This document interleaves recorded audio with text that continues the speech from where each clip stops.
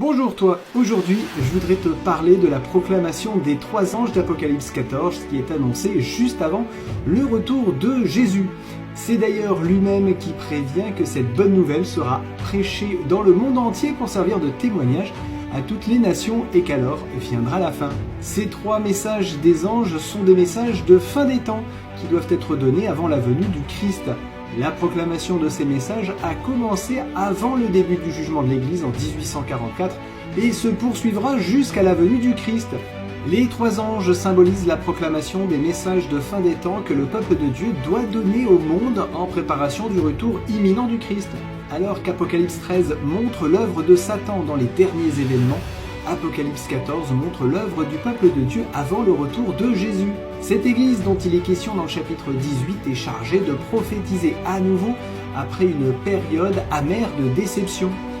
Bien que les anges contribuent à aider l'humanité à répandre l'évangile, c'est l'œuvre de l'église finale qui prêche le salut au monde entier. Les 3 anges dépeignent le peuple de Dieu qui proclamera un message final à tous les habitants de la terre. Le premier ange.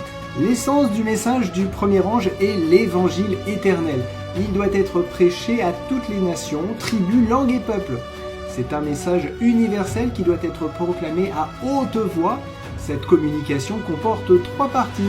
La première est craignez Dieu et rendez-lui gloire. Alors craindre Dieu signifie révérer le Seigneur, une façon de glorifier Dieu et de prendre soin de notre corps. La deuxième partie dit car l'heure de son jugement est venue. Lorsque la prophétie de Daniel s'est achevée en 1844, le message du premier ange a été proclamé. La troisième partie se lit comme suit et adorez celui qui a fait les cieux, la terre, la mer et les sources d'eau.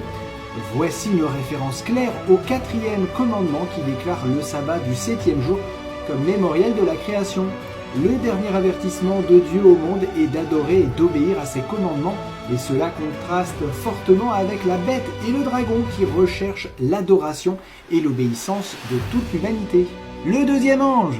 Babylone est tombée symbolise le message du deuxième ange. Babylone trouve son origine dans Genèse 11 lorsque l'humanité a désobéi à Dieu et a cherché à construire une tour pour se sauver.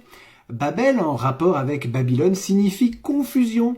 Les Israélites ont plus tard été amenés dans la ville de Babylone, mais au temps de Jean, la grande ville était en ruine.